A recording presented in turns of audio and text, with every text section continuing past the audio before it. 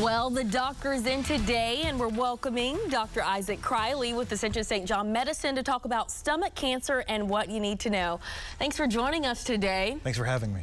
Okay, so there may be some people at home that don't really understand what comprises of stomach cancer. Can you break that down for us? Yeah, certainly. I guess the one way I think about it is there's several different types of malignancies that can occur in the stomach. I think most often when we talk about stomach cancer, we're referring to a type of cancer that in medicine we'll call adenocarcinoma. So this just kind of refers to the types of cells that it's made out of. I guess the important point that I want to get across there is that just when someone has a tumor or a malignancy of the stomach, there's many different types and there's different treatments. So it's kind of important to figure out what we're dealing with so that we can make a good treatment plan.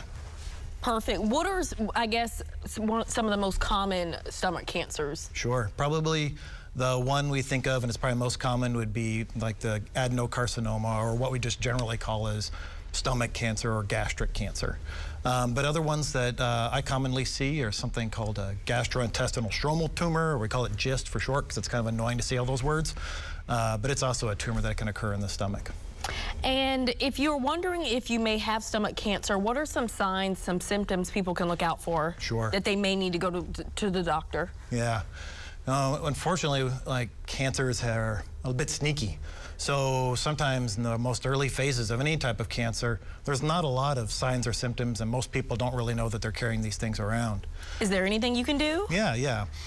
Generally how we end up finding patients, or patients end up coming to us, is one of the more common ways is people feel fatigued and they're easily tired. And when they're found to be anemic, sometimes these cancers can bleed. But other things are heartburn, or feeling like you eat and you get full quickly, sometimes even throwing up. Those are kind of more scary signs. Okay, so if you see any of these symptoms, you're encouraged to seek treatment immediately? Yeah, those are kinds of things that when people talk about, like, you know, they fill up quickly after a little bit, or they're throwing up most things that they eat, those are almost like red flags that doctors will take seriously almost automatically. Okay, and if you are diagnosed with stomach cancer, you know, it's not necessarily the end. What are the different treatment options for people? Sure.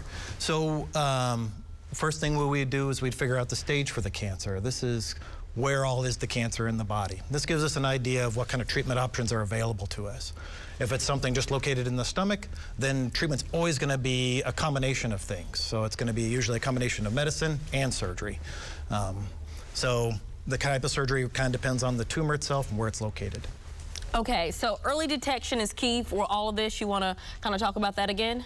So, yeah, I guess red flag signs then are going to be feeling very fatigued and found to be anemic, or having difficulty keeping down meals, or filling up real quickly. These are going to be things that are going to worry doctors.